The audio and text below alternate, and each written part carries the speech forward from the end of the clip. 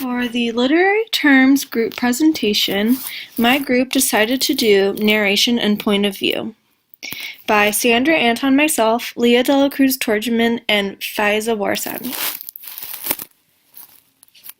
To go on into the definition of the different kinds of point of views, let's start with first person.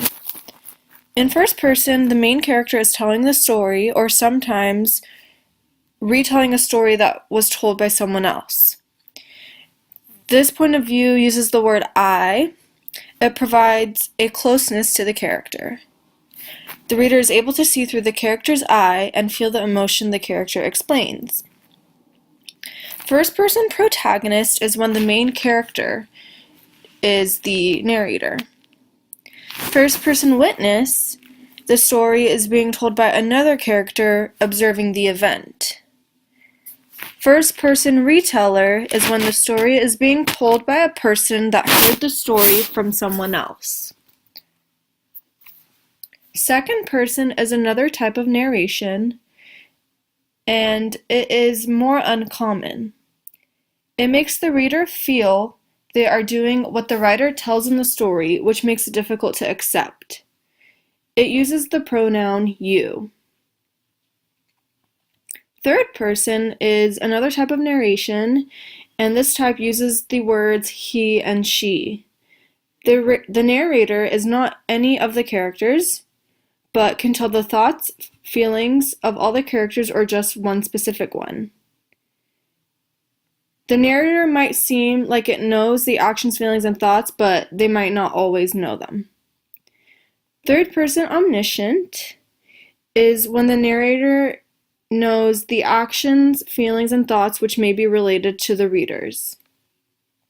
Third person objective is when the narrator describes the internal thoughts, feelings, and motivations of one character. Third person limited is when the character is able to see into the mind of a single character. This is more effective in most situations, and the narrator can take more objective views. We will go on to explain examples from the 4 different short stories that we read in class. Beginning with the yellow wallpaper, the narration and point of view used in this short story is first-person protagonist. The wife is the main character, and she is the narrator, telling the story in her own point of view, using words like me, I, and I'm. For example, John laughs at me, of course, but one expects that in marriage. There is something strange about the house. I can feel it. I'm sure I never used to be so sensitive.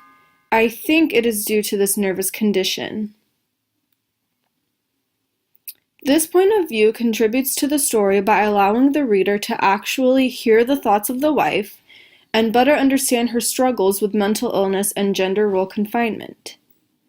The reader is able to empathize with the wife's emotions more effectively because of its first-person point of view, allowing the piece to be more powerful.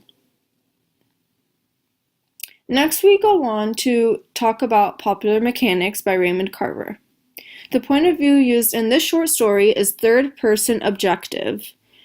The narrator is someone from the outside looking in. An objective point of view, for example, using the words he, she, the baby.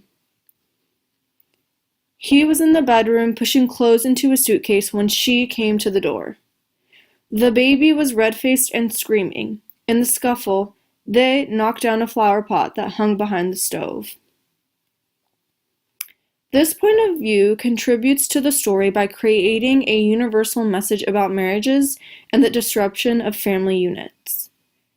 With the objective point of view, the story is unbiased in its telling, letting the situation be interpreted by the audience. The next short story we will describe is The Lottery. The type of point of view used in this short story is third-person objective. The narrator is someone from the outside looking in, an objective point of view. For example, The morning of June 27th was clear and sunny, with the fresh warmth of a full summer day. The flowers were blossoming profusely, and the grass was richly green. Soon the men began to gather, surveying their own children, speaking of planting and rain, tractors and taxes. They stood together, away from the pile of stones in the corner, and their jokes were quiet, and they smiled rather than laughed. Tessie Hutchinson was in the center of a cleared space by now, and she held her hands out desperately as the villagers moved in on her. "It isn't fair," she said. A stone hit her on the side of her head. With the point of view of the third person, the narrator is able to add a lot more detail and describe to the reader from an outside perspective, giving the reader a better feeling for the imagery. The narrator gives no opinion, although a lot can be said about a situation as the one in the story. They tell it as it's seen, allowing the reader to have their own views of what's going on. In this short story, there is a lot to be taken in once the narrator makes the reader aware of what happens to the winner of the lottery.